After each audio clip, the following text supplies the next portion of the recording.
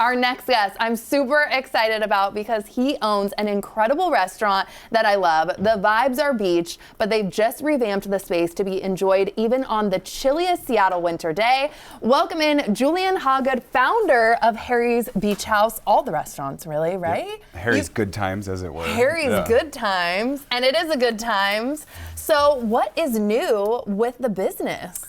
Well, like you said, we enclosed our patio at the beach, it's super cozy and super warm. And on these dark days, you want to still be able to look at the water and feel like you're outside and be enjoying yourself. So what can you tell me in there? Is it enclosed? Like, is there like heaters? Yeah, the floor has a slab heater in it, and there's these great Bromic electric heaters. So anywhere you are in there is super cozy. And while the rain is driving against the glass walls, you can be toasty as all get out. And people are slowly warming to the fact that this beautiful space is also heated. It's not actually an outdoor space. It's hard to get the old dogs that were used to the tent with the propane heaters, but it's super cozy and super elevated. Chic, and we have great. Yeah, it's really gorgeous. I drove that palm tree up from LA in the back of a Ryder truck. No, you did not. The palm trees, the decor, the pink. It is. Oh my gosh, I'm obsessed with the interior design there. You guys always know how to just take it to the next level, and I feel like you know a lot about seafood. That's what y'all specialize in. So you're walking me through a demo. Yeah, I think the theme here is, are you bored of cheese boards? And I mean no, yes, never. I mean, yes, but never. Yes, but never. But to switch it up, I think we're going to do a seafood tower, which I think can be more affordable than most people think if you do it yourself. Oh. And from a preparation standpoint, if you're hosting, all of this stuff can live in your fridge, including your oysters that are shucked beforehand. So all you have to do is throw some ice on there, which I'm going to have you start doing. Okay, you're going to have me working. We're going to build this thing, and it's going to look like that at the end. I hope so. Okay, with this, where can you get like this ice? Because you have a pro tip even for that. Yeah, so as we were talking, when you go to your either grocery store counter, it doesn't matter if it's Safeway, PCC, Pike Place Market, wherever it may be, every one of those spots has an ice machine that makes ice like this. And if you ask your fishmonger and give them a little wink, they might give you a bag as big as you want. You can take it home, store it in your freezer, and that way you can kind of have the pro look of the cheese board here. The seafood tower. The iconic ice, like you said. This reminds me of like the crushed like Taco Bell. It's very fancy. Okay, and then what do you all put in here? How do we get started? Here we have these gorgeous poached Gulf prawns, which I can give you some. You have some tongs over there. Oh, That's I do. Beautiful. Here you go. Yeah. How is my ice? Do I need more ice? How are we looking? You can pack it a little bit more. Pack it a little You'll have more? a little melting, a little attrition there. Okay. I have to do you proud with this. You can't mess it up. Well, you don't know me. The worst thing that happens is you have water. Okay, I've packed it in. That's perfect. These also came from Goodwill. They were like $25, which is rad. So what a little treasure hunt. That's so awesome. Super amazing. Okay. So just start like that. Yeah. Oh. Mirror that guy right over there. Follow along. Absolutely. And so where do you think people should source their seafood?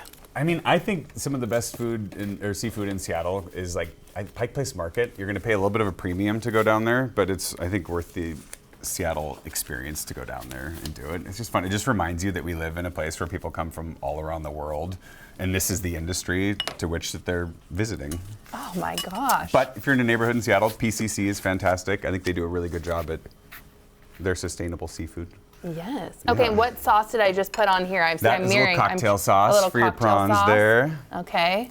We have these little prawn. Those are little mussels and a little escabeche. Oh. Where did your love of cooking come from, too? Growing up in the Bay Area, my parents were both really good home cooks. And so, I mean, I think just my childhood memories of just eating were really, that's where it was all born. Like, I remember being a kid and having feta and goat cheese. I was probably 8 years old. And red onions from the farmer's market and just being like, it was like epiphany moment. This is what I want to do. This is what I want to do. Any tips too for what you're doing with the crab? You can purchase your crabs either cooked or you can boil them at home. Okay. Which is fun because you can pick all the meat that's inside here as well.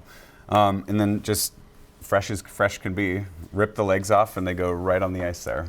Wow. Yeah. And walk us through the beginning too of when you started Harry's. Oh yeah. Harry's Let's see, is 10 years old as a company. 10 years old? 10 years old, yeah. The first restaurant was Harry's Fine Foods on Capitol Hill.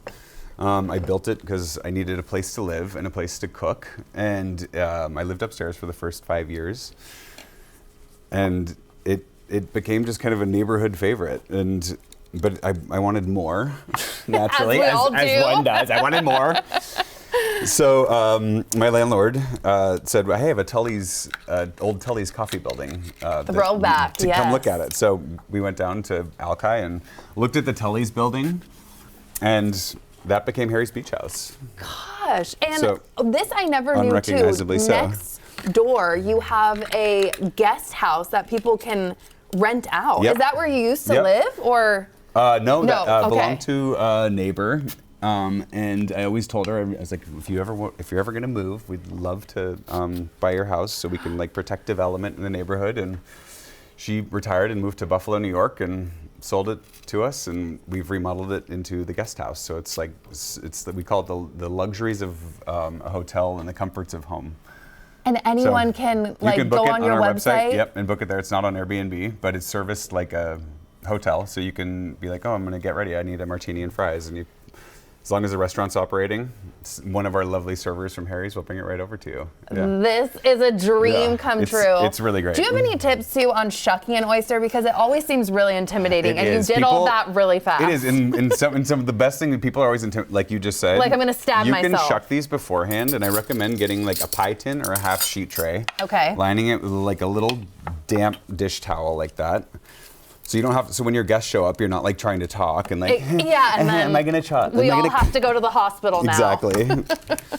So you shuck your oyster, and then you set them all upright like that, so you don't lose the liquor, and then cover them in saran wrap, and they can live in the refrigerator for about an hour or 2 hours beforehand, so you can serve your guests freshly shucked oysters. And what is here too that you're placing on that as champagne mignonette with little shallots and a little jalapeno in there. Yeah. Oh my gosh. Okay, and tell me about all the other Harry's locations too. So it's not just the beach house, obviously beautiful, stunning renovations there, but you have the Capitol Hill location. Yep, Harry's Fine Foods, very cute little neighborhood restaurant. What kind of food can people expect there? What are some of your faves? Our roast chicken right now is insane. It's Really? I don't want to say it's a Waldorf salad, but it's got walnuts and these beautiful Jupiter grapes and celery leaf and like a perfect chicken jus. I mean, it's fall, but really cozy, very comforting, but kind of elevated. And before we leave too, this dish is so stunning. I can't not talk about it. Is this a crudo? What do we have That's here? an albacore tuna crudo with a little chili crisp, which if you don't want to make, you can buy at any store. Caracara oranges, little pickled Jimmy Nardello peppers, and a little agrumata, which is my favorite, this lemon olive oil. Oh, the lemon best. olive oil. Yeah. See, I always find all the pro tips from all of you chefs. Yeah. Thank you so much. This is so elevated. Absolutely. We're going to keep packing it in.